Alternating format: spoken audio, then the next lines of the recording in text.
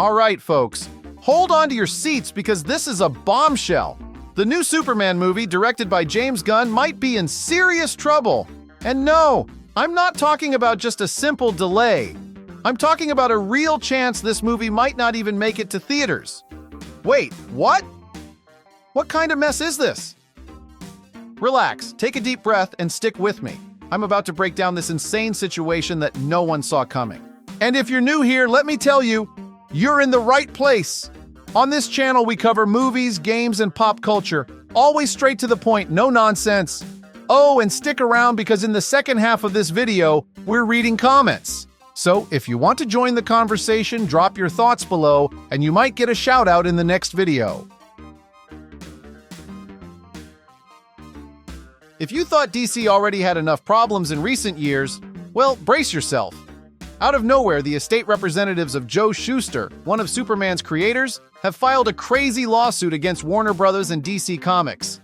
And this isn't just some small legal dispute, it's huge! They're using a British law that basically states that any agreement made by the creators before their death becomes void after 25 years.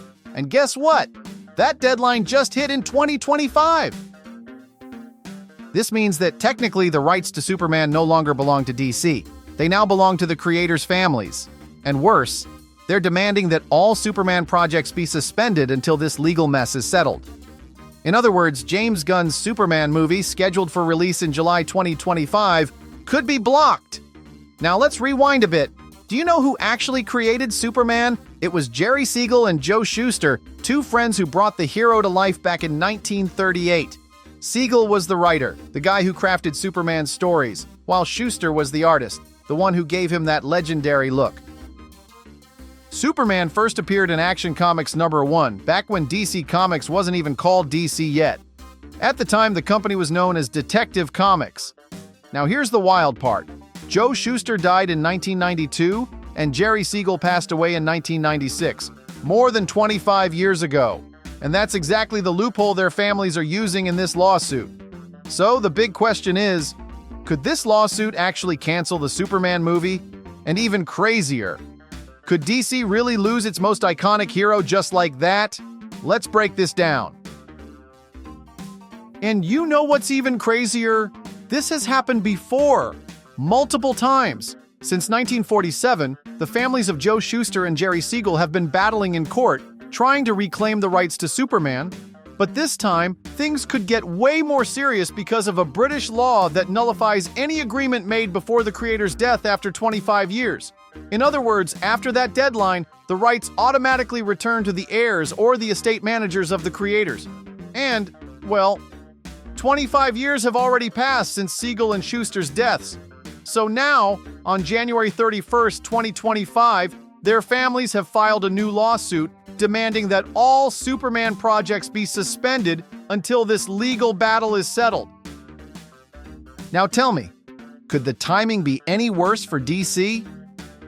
Just when James Gunn and Warner Bros. Are finally trying to rebuild the DC universe after years of failed attempts, this lawsuit comes out of nowhere demanding that they stop everything they're doing.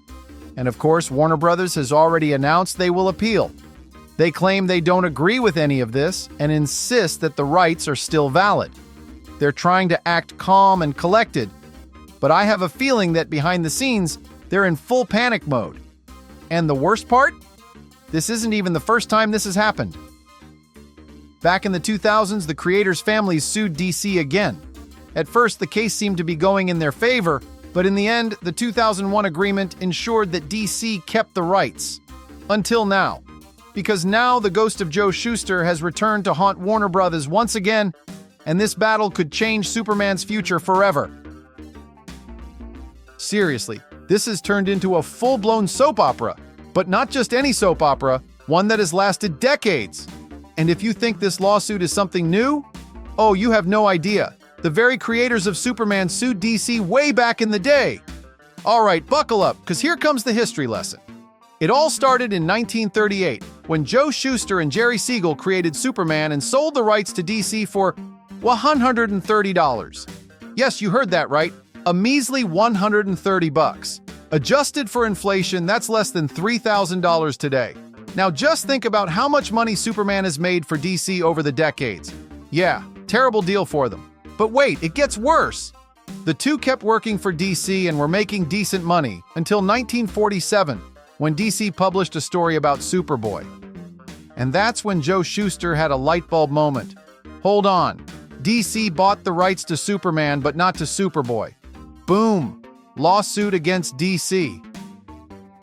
After a long and messy battle, they finally settled for about $1 million, which would be a huge payout in today's money. And DC officially secured the rights to Superman and Superboy. All good now? Nope. Right after that, DC fired both of them. And to make things even worse, Jerry Siegel spent years trashing DC publicly. He was so furious that he even got involved in another legal battle, which ultimately forced Captain Marvel to change his name to Shazam. Yup, this whole Superman mess even affected another superhero. But wait, plot twist. In 1959, Siegel came back to work for DC. He stayed there until 1965 when he and Schuster decided to sue DC again. This time, they used a copyright law from 1909 as their legal argument. The result? They lost. DC won the case and Siegel was fired. Again. But hang on, because this soap opera isn't over yet. In 1975, with DC already owned by Warner Brothers, the two creators, along with other comic book artists, demanded better conditions and more recognition. And guess what? Warner Brothers caved. They agreed to pay them a yearly pension and extra benefits, but under one condition: they could never sue the company again. Sounds like a happy ending, right? Well, not quite. The peace only lasted until Schuster died in 1992. His family kept receiving the payments, but Siegel's family wanted more. So they went back to fighting for Superman's rights. Things got even messier until 2001, when Warner Brothers finally made a final agreement. They paid millions and agreed to give Siegel's family $500,000 per year, but with a strict legal clause. You can never challenge Superman's rights again. So, end of the lawsuit? Nope. In the 2000s, the families teamed up again and tried to sue DC one more time. And this time, they were actually winning. But in the end, the 2001 agreement held up in court, and DC kept the rights to Superman. Fast forward to 2025, and the lawsuit is back again. The ghost of Joe Schuster has returned to haunt Warner Brothers and DC, putting James Gunn, the fans, and the entire DC cinematic universe at risk.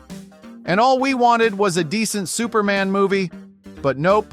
Apparently even that is too much to ask. Now comes the big question. Is the Superman movie still happening? For now, Warner Brothers and DC are trying to act like nothing's wrong. They're betting that this whole mess will get sorted out before the movie's July 2025 release date, but what if it doesn't? The good news is that in the United States and several other countries, this lawsuit probably won't change anything. The movie should still be released as planned. But if you live in the United Kingdom, Canada, Australia, or any country that follows British copyright laws, you might want to start worrying. Because if the court rules in favor of the heirs, the movie could be blocked in those countries. Which means, while the rest of the world is watching Superman fly across the big screen, you might be stuck reading spoilers on Twitter. Wait a second. Who's actually right in this mess? DC, who bought the rights almost 90 years ago and invested billions into Superman? Or the creators' families who want to reclaim something that was sold for just $130 back in 1938? This is a huge debate. On one hand, they created the character and sold it for peanuts. But on the other, DC built an entire empire around Superman. So, who do you think is right? Drop your thoughts in the comments. All right, let's break it down. Can Superman be blocked by this lawsuit? Yes. Could it affect the 2025 movie? Maybe. Could Superman disappear from DC? Unlikely. But you never know. Now I want to hear from you. Who's in the right here? Will James Gunn's movie actually make it to theaters? Or is Warner Bros. About to throw a truckload of money at this problem? Drop your thoughts in the comments. Let's talk about this mess. And don't forget, if you liked the video, hit that like button, subscribe to the channel, and turn on notifications. Because if this Superman drama gets any crazier, I'll keep you updated. Hey everyone, Will Whitney here, your official comment reader and proud defender of good storytelling. And you know what time it is. Let's check out what the Frog Nation has to say. Yes, Wool is in the house. All right, let's do this. I can already feel the heat coming from the comment section. Bring it on. Oh, don't worry, Frank. The people have spoken, and some of these takes are spicy, so let's see where you stand. All right, folks, it's time for some audience reactions. Let's see what the Frog Nation has to say about all this God of War madness. First up, a Vike Edit says, "Remember me?" Should I? Did we fight in the Norse realm? Did we trade blows on Olympus? Vike, if you're a god I defeated, my bad. It's been a long journey. Next up, Our Little Man Plays 321 says, "Frog Frank, remember me, little man." Oh, absolutely. You were the guy who said, wait, what did you say? Well, doesn't matter. You're part of the Frog Army now. Salute, soldier. All right, now let's get into the juicy ones. Scythe Happens 9567 says, "Would love to see Atreus die and Kratos goes on a rampage." Yes! Finally, someone who gets it. Picture this. Kratos, absolutely unleashed. No more holding back, just raw destruction, tearing through Egyptian gods like they're made of paper.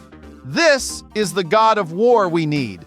Frank, you're out of your mind. You want Santa Monica to just kill off Atreus? Are you serious? The guy literally carries the emotional depth of the story. Oh, please! Emotional depth? Wool, this isn't The Last of Us, it's God of War! I want destruction, not daddy-daughter road trips. Okay, but hear me out. Without Atreus, Kratos has no more growth. He'd just be stuck in the same cycle of rage and revenge. We already saw that in Greece. The reason the Norse saga works is because Kratos evolved.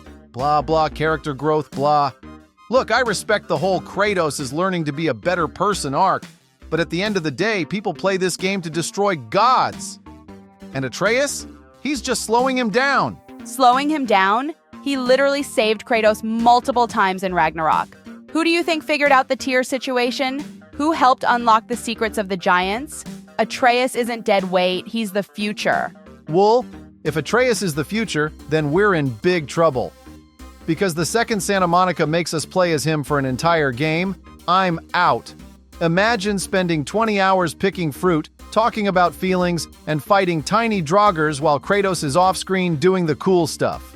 You know what? Let's settle this. Team Kratos or Team Atreus? Drop it in the comments and be honest. Do you really want another game of pure rage, or do you think Atreus deserves his own adventure? And let's be clear, if you choose Team Atreus, just know that you're asking for stealth missions, long conversations, and playing fetch with Angerboda. Just saying. Oh, you're impossible! All right, people, well, let's bring in another perspective. Sith Happens 9567 also said, "I'm not all that familiar with the Egyptian gods, to be honest, at least not by name, but Anubis or Seth I know and would like to see." See? This is exactly what I've been saying. Anubis, Seth, Egypt is stacked with insane gods. Just imagine Kratos going toe-to-toe with Anubis, the god of the underworld. That's a boss fight begging to happen. Okay, I'll admit. An Anubis fight could be pretty sick. But Seth? Now that could be interesting. He's literally the god of war, chaos, and storms. Imagine a battle between Kratos and the Egyptian god of war. That's peak storytelling. Yes! That's the kind of thing that makes God of War legendary. Kratos throwing hands with divine beings. But hold up. Before we wrap this up, Wool, you have to read that last comment. All right, let's end on a positive note. IDK Diego 7661 says, "Yo, good video. I like all the comments and details you had represented. Keep up the hard work." Now that's what I like to hear. My guy, Diego, appreciate it. You know, Wool, the Frog Nation is built different. We pay attention to the details. Gotta admit, Frank, your deep dives are solid. And Diego, huge thanks for the support. Comments like yours keep this show rolling. That's right. Frog Nation, we're just getting started. And speaking of details, if Santa Monica is watching, we need that Egypt game. Let's make some noise for God of War. Egypt! See you in the next video. And remember, with great power comes great lawsuits. Thanks. I'm out.